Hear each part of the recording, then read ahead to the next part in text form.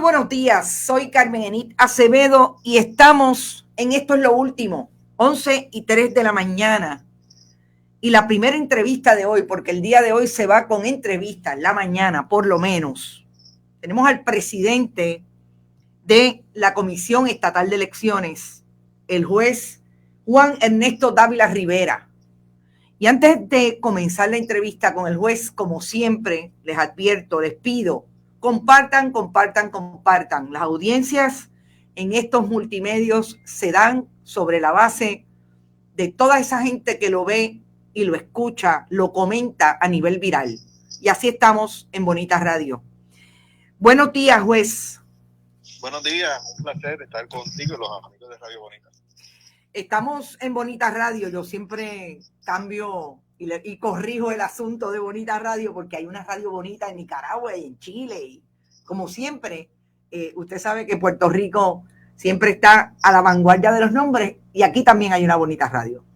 Juez, pues Bonita Radio, perdóname. No se preocupe.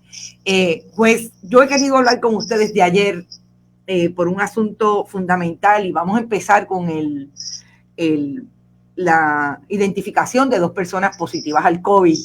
Ustedes empezaron de alguna manera los trabajos en la Comisión Estatal hace por lo menos 2 semanas en un mínimo y tengo entendido que el lunes hubo una persona positiva que ya había entrado a participar del trabajo ese que ustedes estaban empezando a hacer y ayer hubo otro positivo. Cuénteme. Correcto. ¿Cómo van por ahí en términos de eso y cuál es el plan de la Comisión Estatal en términos de la seguridad de los empleados? Yo le agradezco la oportunidad que me brinda Bonita Radio para poder expresarme sobre este tema. Mire, en primer lugar, la comisión retomó limitadamente sus labores con un personal mínimo el 4 de mayo. Uh-huh. Es decir, hará una semana completa y pues los lunes y martes también, pero pues ya hoy no hay nadie en la comisión. Claro. Con un personal mínimo y se comenzaron todas las gestiones para que poder tener las mascarillas que necesitamos para abrir completo, ¿verdad? Al 100% cuando podamos hacerlo. Y con la contratación de la desinfección para ambos edificios y retomar el asunto de la máquinas de escrutinio electrónico. Uh-huh. Y continuar con los preparativos para la primaria de los partidos políticos que se celebrará se está discutiendo julio y agosto. Uh-huh. Así que con ese personal mínimo comenzamos como parte del protocolo nosotros y para prevenir, nosotros mismos solicitamos a los empleados, coordinamos con 2 laboratorios distintos para que le hacerle la cantidad de pruebas a la mayor cantidad de empleados posible. El lunes fue un grupo de personal de la comisión. Por la tarde del lunes, el horario de nosotros de operaciones es limitado, era de 8 a 3 de la tarde. Uh-huh. Casi al filo de las 3 de la tarde recibimos la notificación de que un empleado de presidencia había sido, en la prueba de sangre, había dado positivo. Se le realizó inmediatamente la prueba molecular y estamos esperando ese resultado. Como parte del protocolo, el martes ningún personal del piso 10 se reportó a trabajar. Se notificó por escrito a los comisionados electorales la situación y se activó el protocolo de prevención. Uh-huh. No obstante, el martes recibimos también por la tarde otro resultado. Y esta persona, cuando una persona da positivo, pues hay que preguntarle en qué áreas estuvo trabajando, claro, con qué personas tuvo contacto para comunicarse también con esas personas. Uh-huh. En el caso del lunes, la persona había estado solamente en la oficina de la presidencia, así que por esa razón pues se tomó la medida de solamente cerrar el piso 10. Pero esta segunda persona estuvo en varios pisos de la Comisión Estatal de Elecciones y estuvo también en oficinas del edificio de operaciones electorales. De manera que habiendo estado en tantas oficinas, claro, porque el rol, ¿verdad? no me gusta, el nombre no lo voy a decir, pero la persona tiene un rol importante. No nos hace falta, no se preocupe. Que son varias, que justifica la razón de que ella esté cotejando unos asuntos en todas estas oficinas. Así que ante esa realidad me mantuve en comunicación, me comuniqué con cada uno de los comisionados electorales que estuvieron de acuerdo en que el curso de acción a seguir era ordenar el cierre del edificio. Uh-huh. Todo el personal que no se ha realizado la prueba esencial se la está realizando de hoy al viernes. Estamos escalonados, ¿verdad? Porque no somos la única agencia que está en este proceso. Hoy mismo salió el Departamento de Educación con 50 casos, ¿verdad? Uh-huh. Positivos. Así que nosotros estamos, todo el personal, coordinamos desde la presidencia ese esfuerzo de que todo el personal fuese recibido en distintos laboratorios de la zona metropolitana para que se pueda realizar la prueba. También estamos en el trámite de una contratación de emergencia con la compañía que nos dé mantenimiento para que nos dé el tratamiento de desinfección. Esperamos culminar ese contrato de emergencia entre jueves y viernes para que el fin de semana puedan comenzar. Y luego de que se desinfecte ambos edificios y que tengamos todo todo disponible, los empleados que hayan dado negativo pues se podrán reportar a trabajar. Le pregunto, en el caso de los dos positivos, ¿ustedes tienen algún mecanismo en el protocolo de rastreo comunitario? ¿Rastreo de contagio? Sí, el rastreo, conforme a la guía, el rastreo se activa cuando la prueba da positivo, claro, la molecular, ¿sabe? No la de sangre. Lo sé. Nosotros fuimos proactivos y ya desde la de sangre tomamos la decisión, se les notificó a todos los empleados que estuvieron en contacto con estos empleados. Okay. Se les notificó de la situación y hemos estado en comunicación con el Departamento de Salud. De hecho, el Departamento de Salud ha colaborado con la Comisión Estatal de Elecciones para que el personal nuestro pueda reportarse al laboratorio que está en el edificio A, en Centro Médico, cerca del tren urbano. Sí, el Laboratorio de Salud Pública. Correcto, para que se hagan allí la prueba. ¿Qué dos laboratorios tienen ustedes contratados para hacerle las pruebas a sus empleados? Mire, tenemos el que le dije de Salud Pública. Ajá. Y también el CDT de Bayamón. Uh-huh. Está realizando la prueba sin costo para el empleado. Okay. Y entonces estamos dividiendo ahí el personal. Estamos en proceso de contratar con un laboratorio privado, ¿verdad? Para tener 3 alternativas para el empleado. ¿Con qué laboratorio privado? No te sé decir porque eso está ocurriendo en la oficina de compra. Okay. Yo sé que están en ese trámite, pero yo realmente no... usted sabe que la contratación pública requiere, ¿verdad? Que hayan cotizaciones, 3 cotizaciones, que pase un término de 72 horas, claro, aún en casos de emergencia. Entonces, estamos en ese proceso. A mí me hubiese gustado decirle ya hoy que, por ejemplo, ya la orden de compra de las mascarillas que mandamos a pedir 40,000, se solicitó una orden de compra de 40,000, guantes, hand sanitizer tenemos todavía en stock, así que ahí no tenemos problema. Quisiera decirle que ya están en la Comisión Estatal de Elecciones, pero el mismo proceso de licitación pública pues nos retrasa un poco a lo que a nosotros nos gustaría. No obstante, emergencias médicas, el comisionado de emergencias médicas nos va a suplir 20,000 mascarillas que esperamos recibir esta semana para tenerlas disponibles para cuando los empleados se retomen labores. Yo me imagino que usted está siguiendo el protocolo a partir de la investigación legislativa del Departamento de Salud para no verse un poco retratado por ese fast track que hubo en el caso de la orden de compra de los 38 millones. No, eso lo hacemos desde antes, o sea, nosotros siempre seguimos los protocolos de compra y tal, pero ciertamente ese asunto, estando en la palestra pública, pues sí tiene un impacto porque buscamos que el sea licitado más económico para la comisión, pero también hay unos factores de tiempo, de supply, de inventario que puedan tener los distintos suplidores y en eso estamos. En el caso que nosotros reseñamos ayer, nosotros tenemos incluso una foto de una mascarilla que se le ofreció a diferentes personas en la Comisión Estatal de Elecciones a un precio de $10.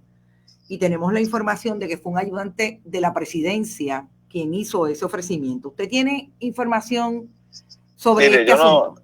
Yo desconozco ese asunto de la mascarilla. Más allá de lo que me han informado, es que se hizo una gestión para tener las personas que voluntariamente quisieran tener una mascarilla como la tienen muchas agencias, como la tienen bancos en Puerto Rico, con el logo de la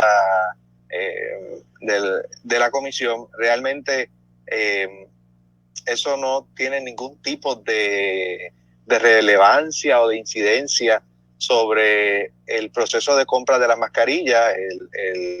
La unidad de compra de la comisión ha estado trabajando eso, y la información que tengo, que es una iniciativa de un grupo de empleados, y que de hecho varios empleados querían tenerla porque se sentían que con el logo de la comisión pues estaban vinculados, ¿verdad? Hay gente que se manda a hacer las camisas que con el logo de la Comisión Estatal de Elecciones, que la utilizan como uniforme de trabajo. Hay mucho personal en la comisión, que la comisión no suple esas camisas. Son camisas que la gente, o abrigos, son camisas o abrigos que la gente se manda a hacer en su carácter personal, y esto se trataba de una iniciativa privada de ellos, nada que ver con la administración de la Comisión Estatal de Elecciones. De la agencia, pero hay una... Claro. Primero está la utilización del logo, y yo le pregunto si a usted le parece que es legal la utilización del logo para una persona cobrar por la utilización de una mascarilla. Fíjese que es totalmente distinto cuando yo me envío a hacer una camiseta o un abrigo con el logo de la comisión, y es para mi uso. Estamos hablando aquí de que se estaban vendiendo a $10. Carmen. Sí, estoy aquí. ¿Me escuchó la pregunta, presidente? Perdón, es que se cortó un momento. Sí, la pregunta es... Sí, perdón, es que no lo... La pregunta es si le parece que es lo mismo que una persona tenga lucro con la utilización del logo de la comisión. No, pero espérese. No. En ningún momento iba a haber ningún tipo de información que tengo, que en ningún momento iba a haber ningún tipo de lucro. Esto es una iniciativa de un grupo de personas para hacerse las mascarillas, y todos era el mismo precio. Y es como si se hicieran... Mire, yo le puedo decir que en todas las oficinas de la Comisión Estatal de Elecciones hay personas que tienen una camisa con el logo de la comisión que ellos mismos mandaron a hacer. O sea que no... Claro, o sea que lo que pasa es que hay una persona pidiendo $10 por la mascarilla, pero sí, movámonos... Esa persona iba a hacer la orden a nombre de todas. Perfecto. Pero realmente, mira, le puedo decir que en cuanto a ese asunto, hay varias agencias y varias bancos que están realizando lo mismo, y no es ninguna... digamos que no es ninguna iniciativa de parte de la Comisión Estatal de Elecciones. Son empleados que, según se hacen abrigos, que según se hacen camisas, pues se quisieron hacer una mascarilla. A mí me parece que tengo que confirmar, pero me parece que esa iniciativa se descartó al fin y al cabo, pero yo entiendo que no hay ningún tipo de ilegalidad, ni nadie esperaba lucrarse de nada, y me parece que es sacar de proporción, y no, yo le aseguro a usted que no hay ningún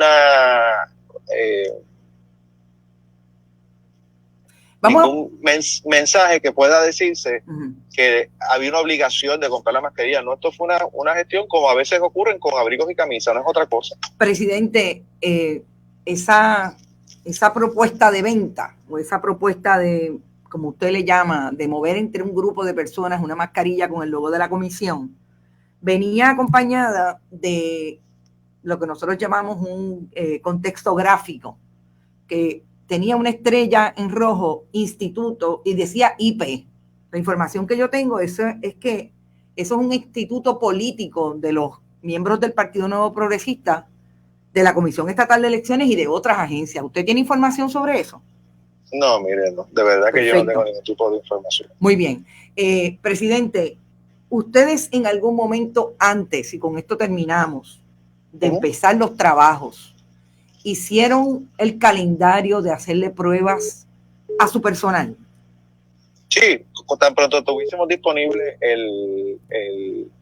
los acuerdos de colaboración, que eso pues hay unos días que se tardan, pero sí estuvo, se agendó, y de hecho, yo tengo que decirte que los comisionados electorales han participado y han aprobado todo el plan de trabajo que nosotros hemos implementado en la Comisión Estatal de Elecciones. Eso es importante, el consenso.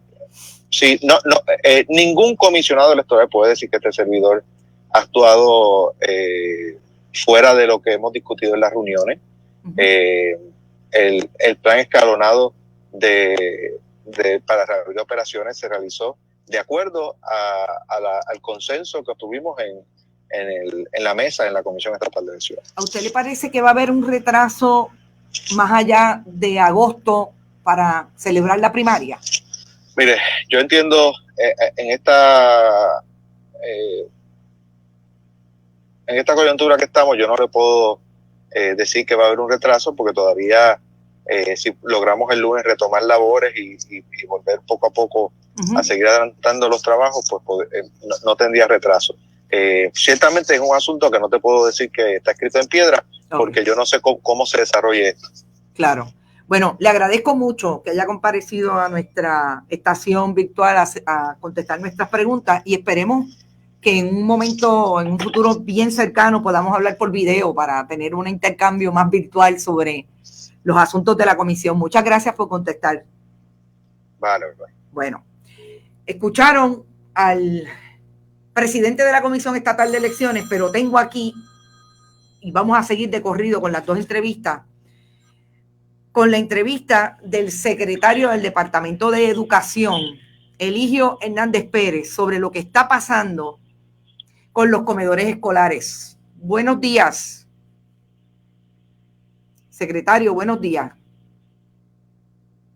Bueno, yo pensaba que estaba por ahí y de hecho la comunicación no se cae. Axel, oficial de prensa del secretario de Educación. Parece que no. Vamos a llamarlo. Es importante que atendamos las dos entrevistas porque, como ustedes saben, el día está complejo con relación a lo que está pasando en el Departamento de Educación y en la Comisión Estatal de Elecciones. Después que terminemos las entrevistas, hacemos el análisis. Hola, vamos a ver si lo conseguimos. Interesante lo que contesta el presidente de la Comisión Estatal con relación a las mascarillas. Yo creo que lo más importante de todo este asunto es que hagamos las preguntas cuando las tenemos que hacer. El presidente, y le agradezco que haya estado disponible para Bonita Radio, a su oficial de prensa, Grisel Pérez. Hola. Estamos en línea. Estamos en línea. Muy buenos días, secretario. Saludos cordiales. Secretario Eligio Hernández Pérez, es la primera vez que usted participa de algún programa de Bonita Radio. Le agradezco que hayan contestado.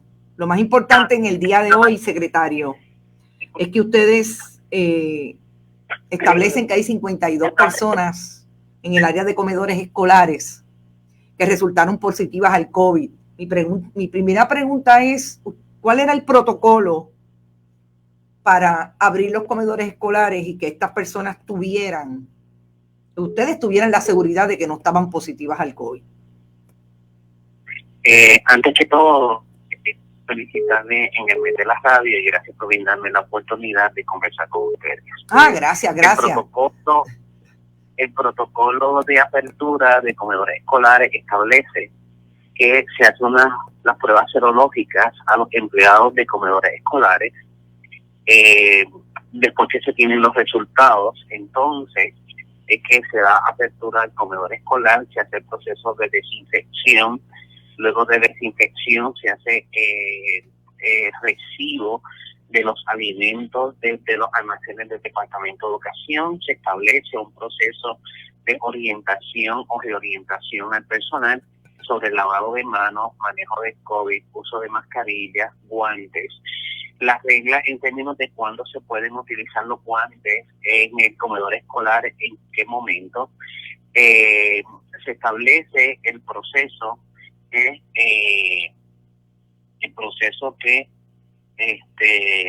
se sigue diariamente, que asigna una enfermera escolar a cada escuela, donde diariamente se hace un proceso de cernimiento a todas las personas que entren a la escuela. Ese es el procedimiento o el protocolo general, o sea, de apertura de comedores escolares.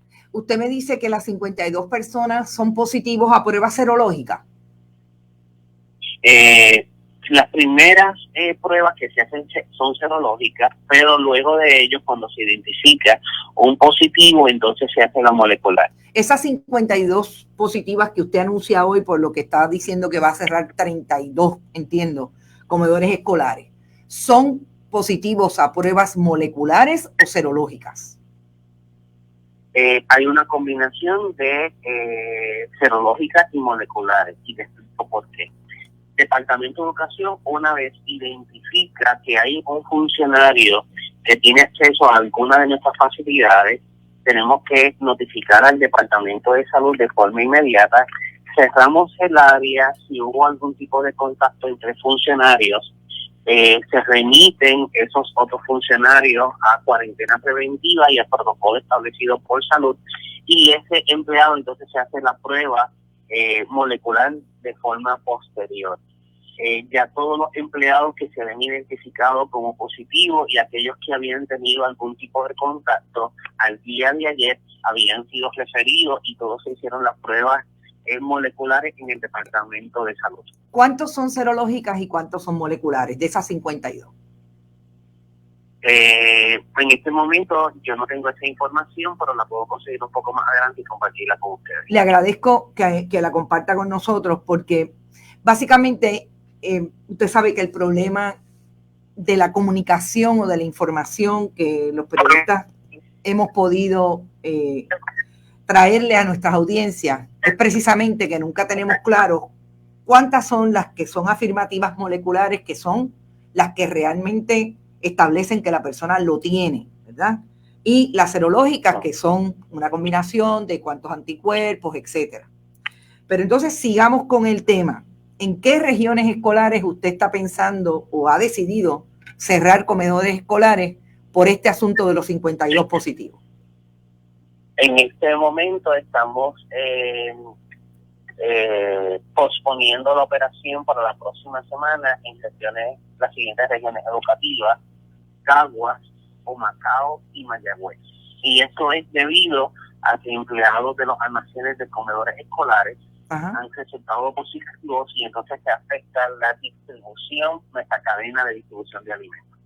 Claro, súper importante, porque pues ellos son los que van a nutrir a los comedores escolares de los alimentos que van a su vez estas personas a repartir en sus diferentes regiones.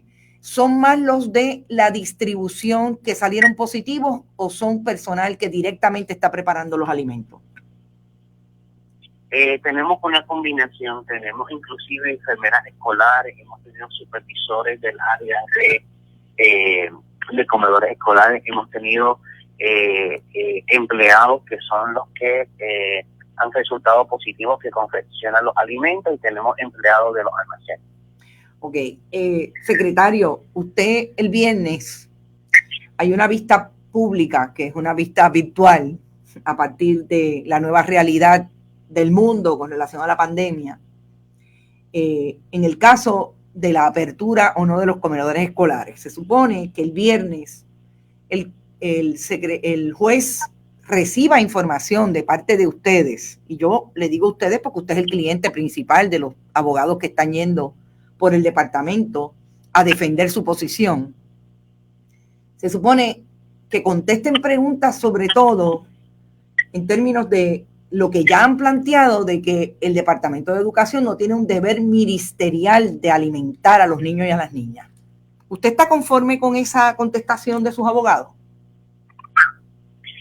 Bueno, nosotros referimos toda nuestra información interna al Departamento de Justicia, y eso es lo que nos representan a nosotros. Así que yo no he tenido la oportunidad de ver los alegatos de la parte recurrente. No obstante, conforme a lo que ha establecido el Tribunal de Puerto Rico, estaremos compareciendo a través del Departamento de Justicia para la vista correspondiente. O sea que al día de hoy usted no tiene una posición si en efecto el Departamento de Educación tiene un deber ministerial de alimentar a los niños y a las niñas de Puerto Rico. Bueno, esa materia que está ante consideración del Honorable Tribunal de Puerto Rico, este servidor es muy respetuoso a esa rama de gobierno como un país democrático de tipo republicano, así que cuando existe algún tipo de controversia la adjudica el tribunal y siendo respetuoso ese trámite judicial, siempre me inhibo de establecer algún tipo de argumentación que pueda ser interpretado de una u otra manera. En el caso de los comedores escolares, la ley es casi, es una ley federal, vamos a empezar por ahí. ¿Qué le dice el gobierno federal con relación a su responsabilidad, con relación a ese, perdone la redundancia, a ese programa de comedores escolares? ¿Le dice el gobierno federal que usted tiene responsabilidad de alimentar a los niños y a las niñas? No, en ninguno de los planteamientos que usted me está haciendo, porque de forma indirecta entro en los méritos de la discusión del caso que está en el tribunal. No obstante, muy respetuosamente, lo que está ocurriendo en Puerto Rico está ocurriendo prácticamente en casi todas las jurisdicciones de los Estados Unidos. Nosotros tenemos jurisdicciones que no pudieron prestar alimentos, otras que iniciaron que tuvieron que interrumpirlo, suspenderlo por la cantidad de casos. Así que será el tribunal que establecerá el alcance de la responsabilidad, pero de igual manera dentro del contexto del manejo de un virus que nosotros no tenemos control. No podemos bajar la guardia, licenciada. No, mire, espérese, no me diga licenciada y perdone que pida vuelta. Yo soy periodista, no soy licenciada. Que además de ser periodista era abogado. No, tranquilo. Pues le solicito muy respetuosamente disculpas. No se preocupe. Tenemos entonces lo siguiente, y es que no existe un mecanismo preventivo que nos asegure un 100% de prevención y que no haya contagio. Así que las dificultades que hoy nosotros notificamos ha ocurrido, como les indiqué, en Tennessee, en Nevada, en Nebraska, en Texas.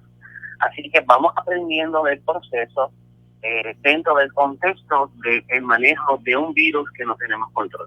¿Usted estaría de acuerdo conmigo, secretario, en que ese ha sido el discurso del gobierno de Puerto Rico desde el día 1? Esto ha pasado en todos lados. Tuvimos un secretario del Departamento de Salud que en medio de las informaciones que ya proponían que en Puerto Rico iba a haber una pandemia, le dijo al país que eso no iba a llegar aquí porque no habían vuelos directos de China. ¿Usted cree que todavía el discurso de que esto ha pasado en todos lados es lo que el gobierno tiene que insistir para explicarle al país por qué hay asuntos que no se han resuelto con relación a esta pandemia?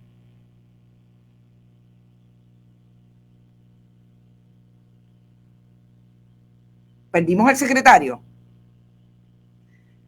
Yo creo que sí, que perdimos la comunicación con el secretario. Yo trato de que los entrevistados entiendan que nosotros lo que queremos es llevar la información al país de lo que está ocurriendo en Puerto Rico.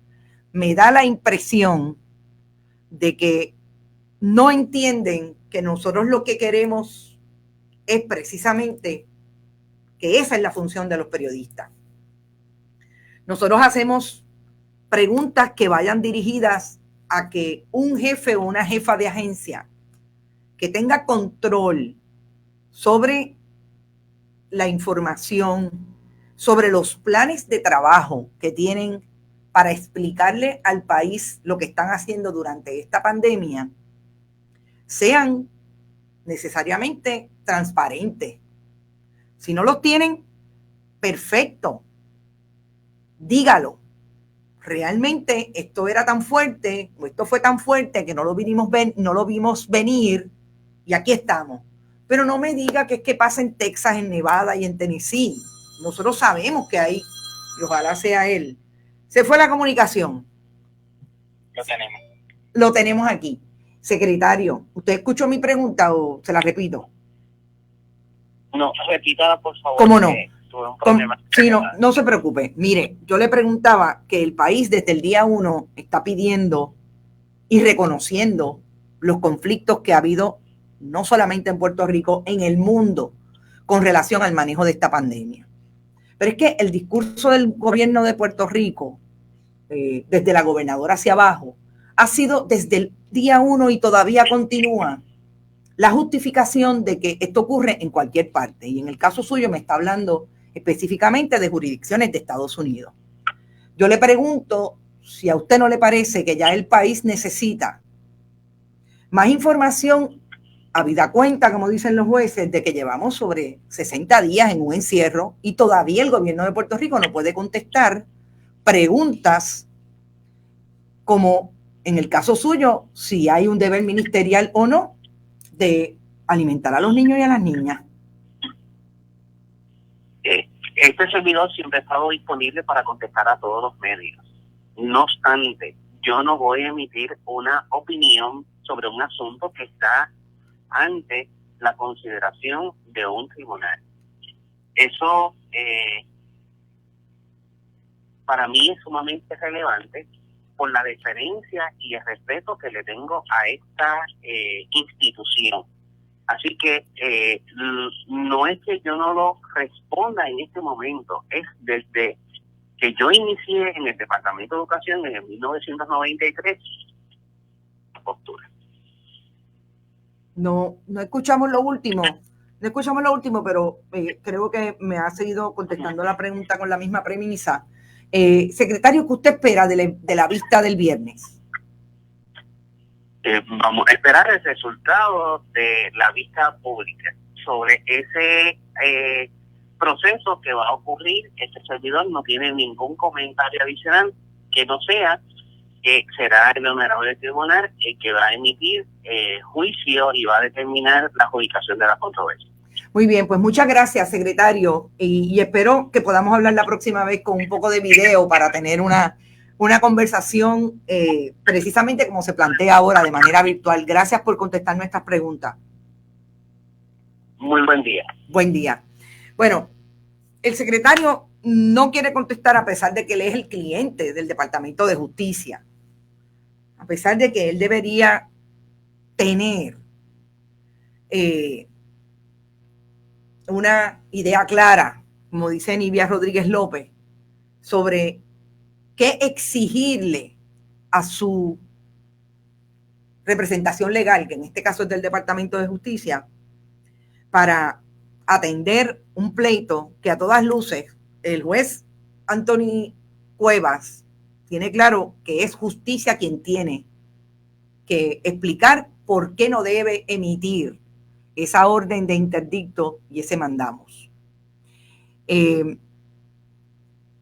Digo que parten del mismo libreto porque fíjese que igualmente, de alguna manera, el presidente de la Comisión Estatal de Elecciones nos contesta con esas premisas que ellos obviamente desarrollan en el camino hacia contestar los asuntos. Vamos a empezar por el asunto de si vendieron mascarillas o no.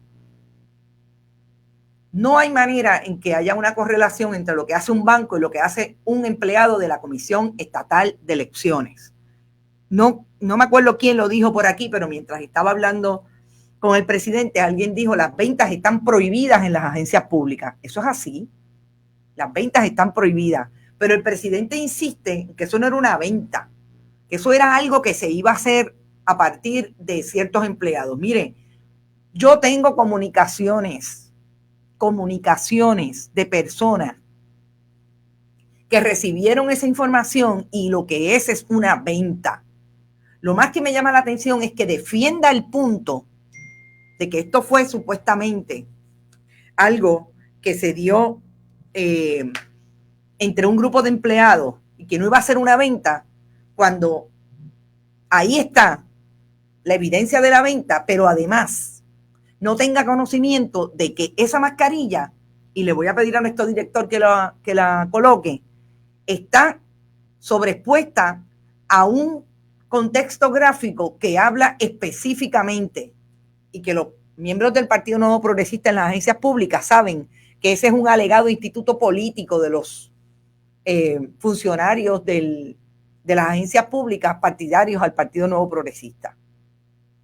Eso, un jefe de agencia, primero, si no lo sabe, debería haberlo sabido antes de contestarnos a nosotros que esto no tiene nada que ver con la política partidista. Sobre todo decir que no es relevante. Yo lamento mucho que esa sea la contestación, pero no es posible que me diga que no es relevante, porque estamos hablando de la función pública, no estamos hablando del empleado de un banco. Y no está para nada se puede equiparar a lo que hace uno versus lo que hace el otro. Me detengo para decir compartan. Importante que esta información que desde ayer venimos manejando puedan escuchar las diferentes audiencias, cómo los jefes de agencia responden preguntas relacionadas con las controversias que están ahora mismo planteadas. No sabe hasta el momento, y me parece totalmente genuino, el presidente de la comisión que diga cómo va a alterar el calendario, porque todo esto está ocurriendo. Yo creo que es para analizar ambas contestaciones, que es evidente que el gobierno de Puerto Rico no tenía un plan de gobierno uniforme de cómo iban a empezar a abrir las agencias, y no tenían la capacidad de tener el equipo de seguridad personal, pero sobre todo tampoco tenían muy claro cómo iba a ser el plan para hacer las pruebas. Creo que en el caso de la Comisión Estatal de Elecciones, las contestaciones del presidente dan una idea de que tenían un protocolo y que fue bajo consenso.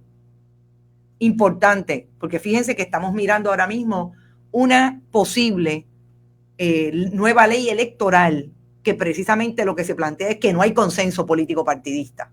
No hay consenso partidista para que se enmiende el código electoral. Parecería que hay un solo partido, el Partido Nuevo Progresista, el que está impulsando unas enmiendas que incluso plantean la poca seguridad que habría en unas elecciones y en unas primarias con relación al voto por internet.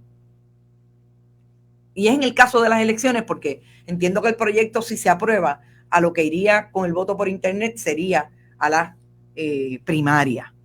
a la elección general.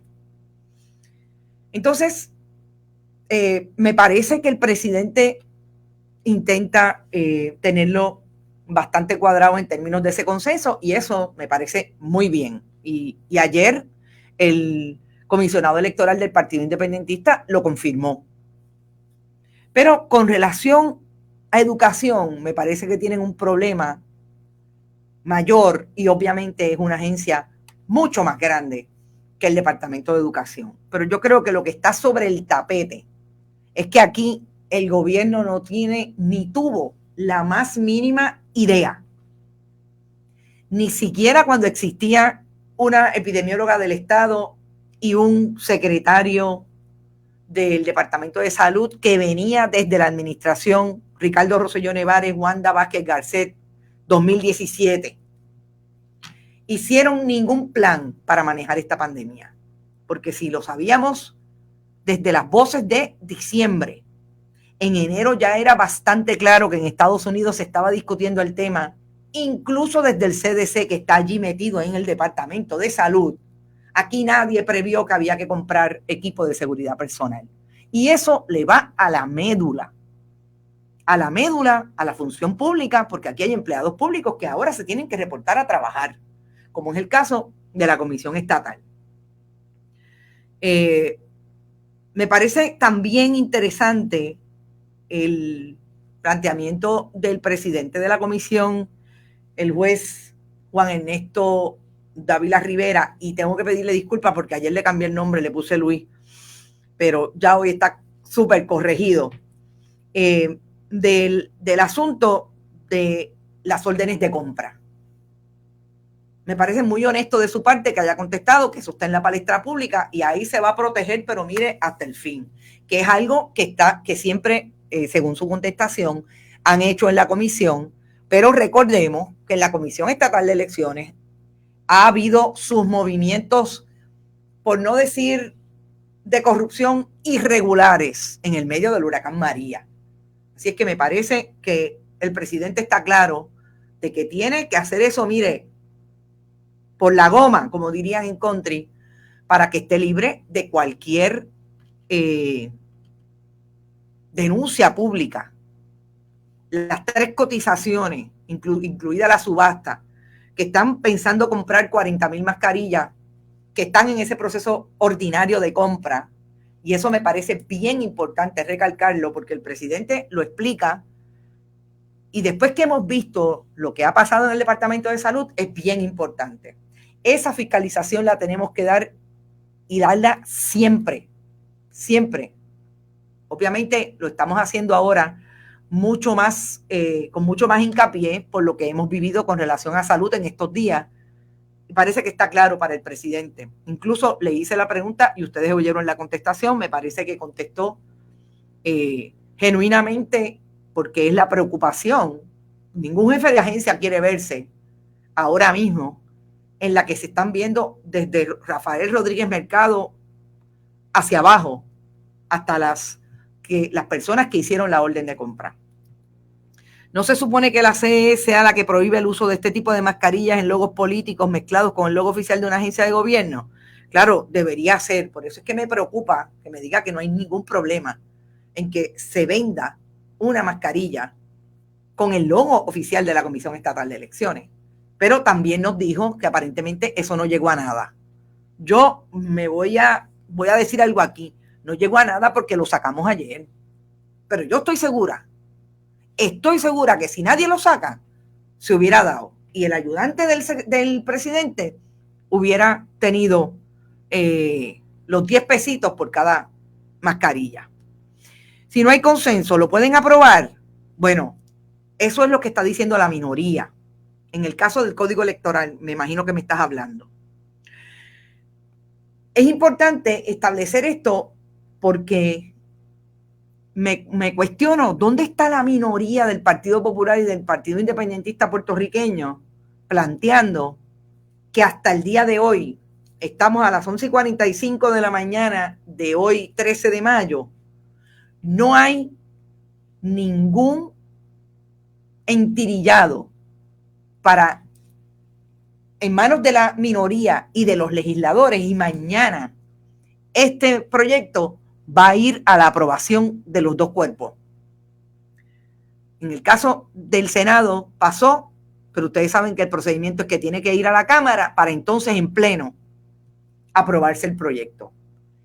Estamos hablando de que no solamente el país no tiene hoy las enmiendas que se le hicieron a las múltiples versiones que ha tenido el proyecto del Código Civil, estamos hablando del Código Civil, lo mezclé con el Código Electoral. Perdona, Nibia. El problema es ese, que está en manos de la gobernadora y todavía, al día de hoy, no hay consenso. Y el Partido Independentista se había reunido con la gobernadora antes de ella decir que iba a ser candidata y ella le había dicho que tenía que ser por consenso. Igual supuestamente le contestó al Partido Popular. No sabemos hoy. No sabemos hoy si lo va a firmar, pero eso es lo más importante. Y el representante Denis Márquez lo dijo aquí, que están mirando si la gobernadora firma el Código Electoral, si pueden recurrir al tribunal precisamente entre uno de los planteamientos por el asunto de consenso, porque nuestra ley electoral, el espíritu de la ley electoral de Puerto Rico, a base de esa construcción de los partidos, mayoría y minoría, hay un principio de consenso y eso es importante. Y ahora sí me puedo trasladar al asunto del Código Civil. porque es fundamental lo que está pasando con el código, y por eso es que yo creo que lo mezclé brutalmente cuando estoy hablando, traté de hablar del asunto de la Comisión Estatal. Mire, el Código Civil, al día de hoy, no hay un entirillado. El entirillado es ese proyecto que sale una vez los dos cuerpos, lo ven y le introducen sus enmiendas. Lo aprobó el Senado. Le introdujeron enmiendas en el floor, en la discusión, y al día de hoy, mañana va a votación del Pleno, y al día de hoy no hay un entirillado en manos de los legisladores, mucho menos en manos del pueblo. En el Senado no hubo vistas públicas, es decir, se aprobó en el Senado a oscuras, en cuarto cerrado, de espaldas al pueblo. Y finalmente, ni los mismos legisladores tienen el proyecto con sus enmiendas. Lo que entonces me lleva a mí a plantearme, ¿dónde están las minorías para decirle al país, voy a ir precisamente a los tribunales, al foro pertinente, para decir que esto es una violación total? En menos de 48 horas, en menos de 24 horas van a recibir el documento para ir a votar mañana. El documento, sin las enmiendas del Senado, la última versión de la Cámara, tiene 589 páginas. Díganme quién puede ir sobre un documento en 24 horas para ir a votar sobre él, como se supone que legislen los legisladores de Puerto Rico, y no podemos entrar en otros reglamentos de legislatura porque nos parecería que deben ser igual, ¿verdad? El legislador tiene que tener ante sí, la legisladora, todos los elementos para ejercer su función más que sabiamente, inteligentemente. Eso no va a pasar aquí. Y yo creo que la confusión ahorita en entrar en un elemento el código y la pregunta que hacía Nidia del código electoral versus el código civil, es precisamente que ambos proyectos carecen de lo que ha sido importante en toda legislación, que es decirle al país de qué se trata. En ninguno de los dos. Lo que sí sabemos del caso del código electoral es que en medio de esta pandemia quieren aprobar un proyecto que va definitivamente a impactar incluso el presupuesto del país para traer un mecanismo de votación a través de la internet sin seguridad, habiendo ya un procedimiento que estaba más o menos culminado y que se probó en la pasada elección, que es el escrutinio electrónico. Quieren deshacer eso a pesar de todos los millones que se han invertido en ese esfuerzo. No quieren terminarlo para atraer el de ellos. Y por eso el cuestionamiento de tanta gente de que lo que pasa es que se quieren tumbar las elecciones. Así es que sí, es complejo, es demasiada información, que finalmente ambos procesos están de espaldas al país. Que si no tuviéramos los espacios para discutirlo incluso con las personas que hemos entrevistado. Ayer le preguntábamos al comisionado electoral del PIB, Roberto Iván Aponte, precisamente cuál es la posición. Ellos la han establecido, pero yo que le quería preguntar directamente, y ustedes escucharon lo que dijo. Precisamente no se completó un procedimiento que nos sirvió bien en la pasada elección, y ahora quieren inventar uno que ha tenido sus problemas no solamente en Estados Unidos, sino ya hemos visto como en República Dominicana eliminaron el resultado de la elección de la alcaldía de Santo Domingo precisamente por los traqueteos con el voto por internet. Mari Miró, estoy aquí pero sin comentario. Excelente programa de tu parte. Gracias, Mari. Adalberto, si le pregunta al gobierno qué significa la palabra plan, te dice que lo van a analizar. Yo cada vez que me contestan, entonces se van por las ramas y yo no puedo porque entonces intervenir en el sistema republicano de gobierno. Mire, no, usted es el cliente del Departamento de Educación. Y si usted me pregunta, usted debería anteponer ese asunto de que no va a intervenir, que me parece bastante flojo el argumento, de que no va a intervenir en lo que está pasando en el tribunal, porque el cliente principal del Departamento de Educación es la niñez puertorriqueña. No importa qué. Incluso los maestros y las maestras que van muchos al comedor escolar. ¿Dónde está la ética en este anuncio en este asunto de la Comisión Estatal de Elecciones? Fíjense que para nada me mencionó el asunto ético. Para nada. El mismo estribillo para el Departamento del Trabajo, el del PAN, el de la Educación, el de Hacienda. Estoy harta de la ineficiencia y mediocridad, dice Carmen Mercado. Miren, por eso yo le hablo del discurso. Intenté que el secretario pudiera entrar conmigo en esa discusión de que el país está viendo el mismo libreto desde el día 1 y el mismo libreto que no le funciona. Yo les he dicho que yo cada vez que la gobernadora emite un tuit que últimamente gobierna a través de las redes sociales, porque llevamos más de 20 días en que la gobernadora no tiene una conferencia de prensa, y la de ayer fue una conferencia de prensa para decir lo que quería decir y se mandó con Jennifer González, subieron las escalinatas y hasta ahí. 20 minutos, no hubo preguntas de nada más. O sea que fue un self-serving, como dicen los gringos, algunos de ellos de country. No hay manera de que expliquen otra cosa y que el país les crea. Cada vez que emite un tuit, son 6, 7 personas que le contestan inmediatamente. Le estoy hablando de segundos después. Y yo me imagino que la gobernadora está haciendo acopio de eso, porque de la misma manera en que tiene una estrategia de relaciones públicas con relación a los mensajes positivos, tiene que tener a alguien leyéndole las redes sociales. Y es brutal. ¿Cómo es posible que sigan con el mismo discurso? Por lo menos traten de allegar una estrategia que la comunicación sea directa con el país, pero que les dé algo de credibilidad. Realmente no tienen ninguna. Nanisma, lo primero es que eso no debió llegar nunca al tribunal. Debe cuidar por los niños, en el caso de comedores escolares. Totalmente de acuerdo. La responsabilidad del DE se les olvidó. Sí, es increíble. Nivia, creo que fue una lucha de egos y de protagonistas. Se veían como se interrumpían una a la otra. Yo tengo que decirles que yo no la escuché completamente, pero las partes que vi me parecía tenso la participación de una y la otra. Recordemos que una está con Pierluisi y Jennifer González y la otra pues está tratando de sobrevivir a esa guerra interna del Partido Nuevo Progresista. Elizabeth, David Beckno, que entrevistó al profesor Carlos Ramos en relación al código, ya lo compartí. Sí, lo escuché.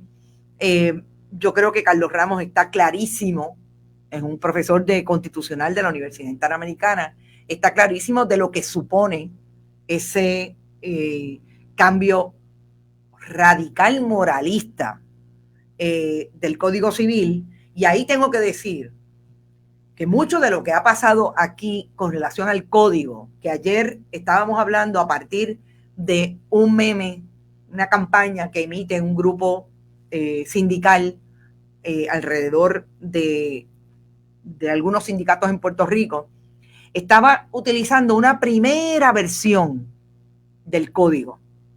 Entendemos que hay enmiendas relacionadas que tratan de manejar lo que ahí se discutía y que yo hablé de alguna manera ayer. El problema es que la desinformación surge precisamente, y fíjese que lo podemos traer a todo lo que pasa con educación, la pandemia, los terremotos, María, por el mal proyecto de comunicación que tiene el gobierno de Puerto Rico, porque no tienen fundamento para comunicar al país. Entonces, en medio del código, como han habido tantas versiones del código, porque yo tengo que decir que las organizaciones de derechos humanos y las diferentes personas que se han opuesto a la visión fundamentalista religiosa que quiere traer María Milagros Charbonnier, Naida Venegas, que de alguna manera en la comisión de la Cámara de Representantes, que es la que tiene la responsabilidad primaria y acogió así como por osmosis ovacal la reforma del Código Civil en esa comisión que dirige María Milagros Charbonnier, estaban elementos del fundamentalismo religiosos como el padre Ricky y el sacerdote Carlos Pérez. Todo eso, desde el día 1, lo que ha provocado es mucha desinformación, gracias a la incapacidad o a propósito de la legislatura de Puerto Rico, que en medio de la pandemia ahora vienen con esta aprobación en el Senado, que supuestamente tiene enmiendas que subsanan algunos de los problemas que se habían identificado, pero que al día de hoy nadie los tiene. Así que sí, ha habido confusión, y en ese sentido creo que es importante que digamos que lo que ayer leímos en parte, en un momento dado nos dimos cuenta que pertenecía a esa primera versión. Pero es increíble cómo no le dan información a los periodistas y por ende no le dan información al país, porque el país depende de la intervención de los periodistas y la prensa supuestamente libre para llevarle información y que ustedes la tengan rigurosamente y puedan hacer sus determinaciones sobre cuál es buena, malo y cómo pueden calificar el trabajo de los funcionarios públicos, porque en una democracia, en efecto, la prensa es el cuarto poder. Somos los que intervenimos para que ustedes tengan la información, porque el país no puede ir a Fortaleza a hablar con la gobernadora. Pero es más difícil, los periodistas ya no podemos ir a Fortaleza a hablar con la gobernadora porque no hacen conferencias de prensa. Durmieron al pueblo con las vistas y por lo bajo aprobaron el código. Exacto. Nibia, ¿puede la gobernadora esperar a firmar las de las primarias, después de las primarias? Le está preguntando al licenciado Vargas Burgos. Todos tienen que conocer a Dios y a Jesucristo. No entiendo de qué estás hablando, Gladys. Osvaldo, a estas alturas no se ha publicado el entirillado de lo que se aprobó en el Senado y así lo quieren bajar en la mañana en la Cámara. Exactamente. Eso es lo que acabo de discutir, Osvaldo. Gracias por estar. Plan de comunicaciones 101. Datos y transparencia. Testing and tracing. Haga las pruebas. Ejecute un plan de pruebas y haga rastreo comunitario. Por eso le pregunto al presidente de la comisión, ¿ustedes hacen rastreo comunitario? Lo hacen a nivel de la agencia. Yo, jefa de agencia, estaría hoy haciendo rastreo comunitario con esos positivos, el que no está haciendo el Departamento de Salud. Vamos a sacar 2, 3, que estoy segura que hay 2 o 3 asesores de bobería allí que no están haciendo nada. Precisamente vamos a sacarlos con su protección, con la enfermera escolar esa que dice el secretario del departamento que tiene, que no está positiva. Vamos a sacarlo, a hacer el rastreo comunitario de nuestra gente en el Departamento de Salud. Me adhiero a tu postura. Deje de mirar a Donald Trump por el fuego que crea. Mire ahora, bonita, pues estoy adicta. Gracias muchas, Margarita. De Tata y sus secuaces religiosos. Ya te entendí, Gladys. Bueno, son las 12. Por ahí viene Rodrigo Otero Goico con los deportes. Gracias por escuchar. Gracias por compartir. Recuerde, bonitasradio.net todavía puede ir allí a donar si le parece. Si no, Periodismo Fundación 21, ATH Móvil, en el área de negocios, así lo encuentra, Periodismo Fundación 21, y está haciendo una donación para poder seguir este proyecto con el que estamos comprometidos y comprometidas, y que nos parece que en este momento es lo más que le hace falta al país. Todos los que surjan, bienvenidos. Todos los que estamos haciendo lo que tenemos que hacer para el país, para mantener informado al país en su archipiélago y a nuestra diáspora, que es parte de este país, donde quiera que se encuentre, es súper vital para mantener nuestra democracia y seguir desarrollando país. Sí, hay crisis, en el mundo entero la hay, pero no hay un país que se aprecie de ser democrático si no tiene una prensa fuerte. Éxito. YouTube, suscríbase. Este programa lo pasamos allí en pocos minutos y va a haber Premiere, iVoox, Spotify y iTunes. Ahí están los podcasts. Hasta las 5 en ¿Qué Palo es Noticia? Buen provecho y hasta ahorita.